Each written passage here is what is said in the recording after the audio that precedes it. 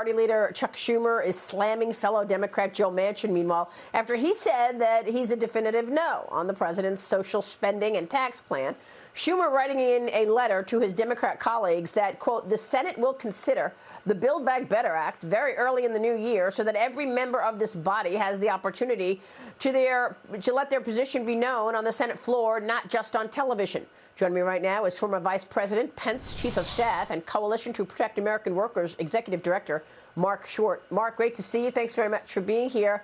So what do you make of all this dirty laundry being shown to the American people within the Democrat Party? Well, good morning, Maria. I think that Chuck Schumer is just bluffing on that part. The reality is that there are a lot of Democrats who never actually said how they were going to vote on this bill. And if they know it's not going to pass, you can be sure that Senator Kelly from Arizona or Senator Hassan from New Hampshire, the last thing they want to do is actually be called out to vote on this bill and pass massive, or vote for massive tax increases and more spending when they know it'll never become law.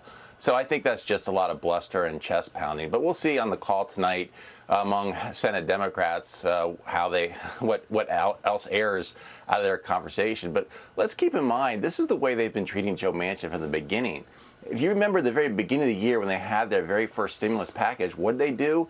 They sent Kamala Harris to do local TV in West Virginia to try to pressure Joe Manchin. When they lost West Virginia 30% to 69% in the last presidential election, the last thing they should be doing is thinking they can influence voters in West Virginia to pressure Joe Manchin. But they've been doing this all year long. Yeah, no, I think you make a great point. And by the way, my sources have told me it's not just Joe Manchin and Kristen Sinema. There are about 5 Democrats who did not want to sign on to this new bill. And also, look what they had to do just to get New Jersey and New York and California on board. They had to raise the SALT deduction. So here they are telling us that they're not going to, give tax breaks to the rich. And what are they doing? Giving tax breaks to the rich with the SALT deduction.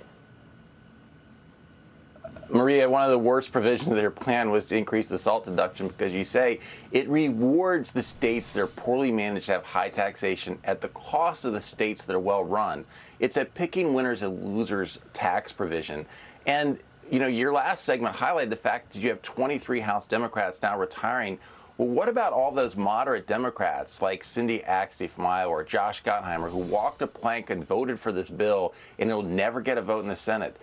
Nancy Pelosi did the same thing 10 years ago when she pushed her members out to vote for cap and trade when it never got a vote in the Senate and they lost 63 seats in 2010. It seems like she's gone back to the same playbook, pushing her members out over a ledge to vote for a really unpopular, massive tax increase, huge spending, when the reality is it's not even getting a vote in the Senate. And that's going to be a weapon against those members come next November. It's a great point, and meanwhile, she's completely ignored her constituents. Look at San Francisco right now, Marc. I mean, look at San Francisco. It is a different city. Murders at a record high, needles, drugs all over the place. This is Nancy Pelosi's district, and she has the nerve the other day to say, well, there's lawlessness. She doesn't know where it comes from. Maybe you do, she says to the reporter.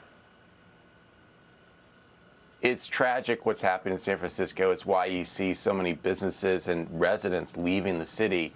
But it's also, I think, endemic of kind of the Democrats' push in their continued campaign against policing in America, too, as they look to continue to defund departments across the country. And so, and I think you're going to see, again, that's going to be a huge issue coming next November, I think, when you see Republicans have a significant victory among House and governor's races.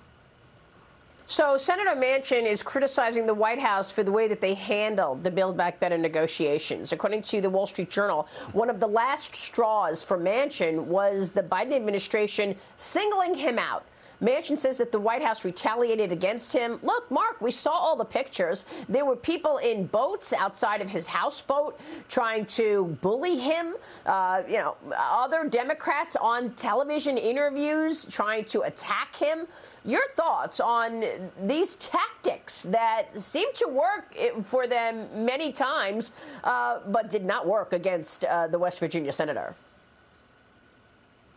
You know, I think it's a gross misunderstanding of the dynamics in West Virginia. Joe Manchin, the reality is that Joe Manchin has supported tax increases, but he was opposed to the massive new spending when you have record inflation, the highest inflation in 40 years. And you also have the reality that they're trying to shut down jobs and workers in West Virginia with their clean energy programs. But these tactics are not just limited to Senator Manchin. Keep in mind, the progressive left, chased Senator Sinema into bathrooms and locked her in. And so this has become more of a radical push from some of the far left that the Democrats have not put in their box. And when you see Congressman Ilhan Omar and others attack him viciously, it only helps him truly politically.